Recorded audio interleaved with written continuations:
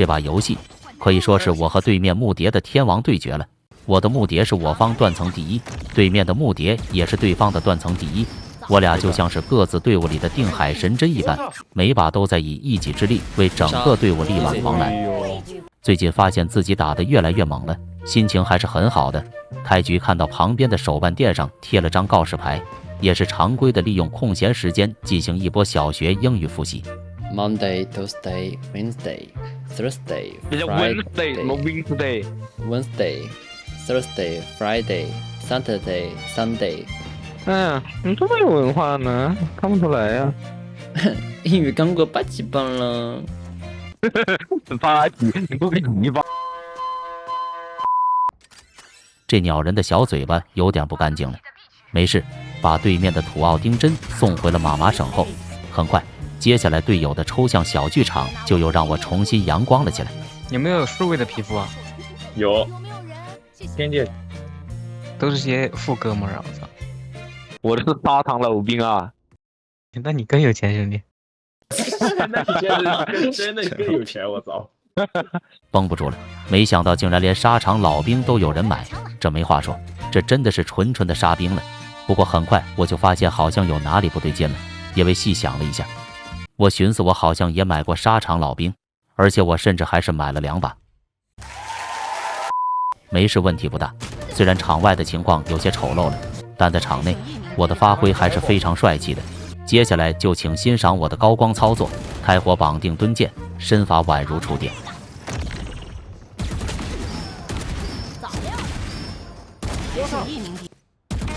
五杀，一共5个人，4个蹲杀的，无敌了。无畏契约知名技术主播宁峰曾经说过，打出高光操作的感觉就像是尿裤子，你感觉暖暖的，但别人看着就感觉有点凉凉了。打掉了对着我指指点点的木蝶后，可能是因为对我刚刚的5杀产生了嫉妒，很快家里的这个一绝就用他的嘴部对我进行了一波骚扰攻势。还在右边，右边，在右边，他特么管这个叫右边。一绝，爆假点的能力是一绝是吧？这家伙一句话不仅给我4杀高光寸止住了，甚至还把我一个大招干没了，突然就有点难受了。不过没事，很快我也就释然了，因为没想到还有更难受的。家里这一绝爆了个假点也就算了，我看我其他队友的操作怎么就像喝了假酒。我杀了15个才能跟对面勉强打成均势，这把的压力已经一切尽在不言中了。有些人遇到了压力后会将压力转化为动力，而有些人遇到了压力后则会将压力转化为病力。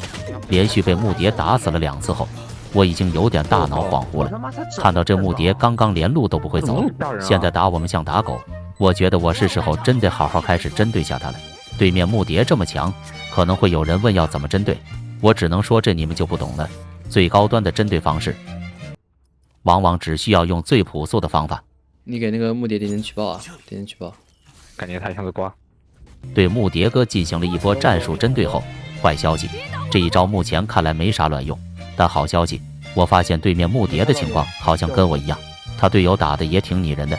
我这波拿喷子远距离狙死了杰峰后，我还在奇怪为什么他后面没有人补枪，结果我走到中路定眼一看，我勒个这是个什么东西！我奇怪的不是这个人，而是他脚下的这堵墙。我纵横无畏契约这么多年，今天也是第一次看到有人在中路这样疯墙的。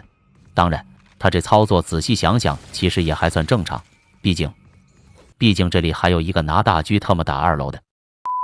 有点绷不住了，早说对面的其他人都是这种实力，我刚刚也就不会那么郁郁了。压力越小，动力就越大。一波颈部打掉了在单向烟里藏匿的贤者后，都在包点，都在包点。听到杰峰说都在包点，我也是直接就一个丝滑的打。不是，不要老乱爆。别急，用手枪抠他，手枪抠他。打了80。不是，有点红温了，哥们。虽然我现在一句话都没说，但此刻电脑屏幕前的我体温已经开始在急速攀升了。我是真没见过这么会骗的嘴，还是2张。我上半场一共就3个大招，他俩一人一句话，直接就给我2个大招干没了。看着这杰峰的这张碧脸，还给我个这嬉皮笑脸。此刻我正在考验他有没有点良心，会不会因为愧疚给我点补偿。而事实证明，他还是勉强算个人的。还你，我不要，我以为你要跟我换，我还丢两个。考验你罢了。杰峰的歉意我已经感受到了，但可惜我被伤透的心已经没有办法再愈合了。不知道是不是因为明白了这只是我的一场测试。新回合，刚刚是杰峰给我枪，这把一绝又给我丢了把枪。啊，这个我就不还了。这把辽拳其实我也是想还的，但仔细想了想，我还是说服我自己了。毕竟相比左轮，这个给我是真会玩。拿着全队唯一的一把英雄长枪，应该说我发挥的作用还是有的，就是不多。虽然不愿意承认，但同样是队伍的大哥，我和对面的木蝶之间确实还是已有差距的。他的木蝶3回合经济6000，想起什么起什么，快活如神仙。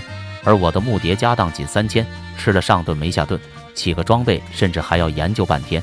上把一绝给我发枪，这把我其实还得还他一把的，但我想了想，感觉枪还得给我玩胜率才会更高，想给一绝起，但为了大局又不得不给自己起。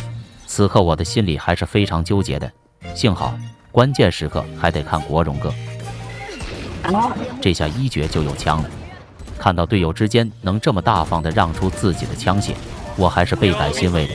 不过我的意思其实还是有枪了，这枪会不会让的有点太频繁了？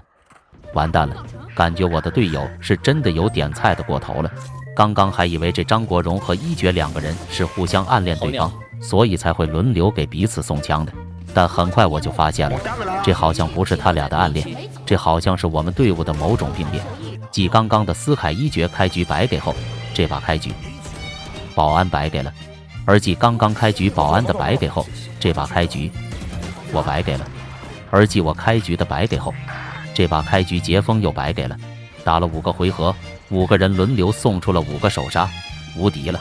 以队友的实力，他们送其实很正常，但没想到我竟然也在跟着送。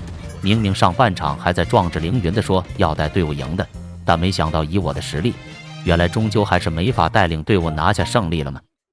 对，但只对了一半。以我的实力，确实是没法做到带领队伍拿下胜利的。可问题是，这话说的就好像是如果我不带领队伍，那凭队友的实力我们就没法拿到胜利了似的。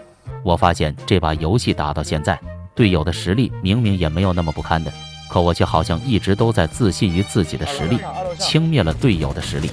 2打1，当我的言行中再次透露出对于队友的不信任时，你走，我来对，你突然间就行了。哎，没事，他馋的呀。张国荣的这一句不耐烦的话，终于是给我彻底骂醒了。你别老是不相信队友啊！啊，对不起。仔细想想，我好像确实整局游戏都没相信过我的队友。当一绝给我买了把枪时，我直接就反手以枪在我身上胜率会更高为由，第2把将钱用在了自己身上。当发现了自己的实力不如对面木蝶时，我直接就武断地认为这把没我的发挥，凭队友的实力就一定会输。开局还在抱怨队友爆假点，现在才发现，比起爆假点，原来还是我整局游戏都一直没信任过队友的行为更伤队友心。队友一波刷屏又拿下了1分后，翻盘的号角已然吹响，再次来到我和木蝶的1v1对枪。这次我先是冷静地给出了一颗2楼烟雾，随后一个大拉。细节故意给出了一颗1楼烟雾后，我也是常规的先被木蝶俘虏，随后利用我自己的生命作为诱饵，成功的为队友创造了绕后条件，拿下了关键1分。牛逼！前面的5回合还是5个人轮流送出手杀，而后面的5回合则变成了5个人开始轮流爆杀。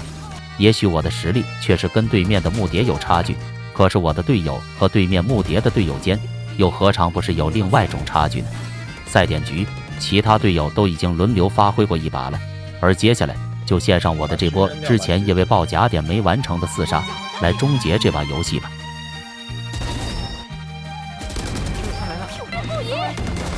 反到了！nice！ 我操，牛逼！攻方获胜，牛逼，兄弟们！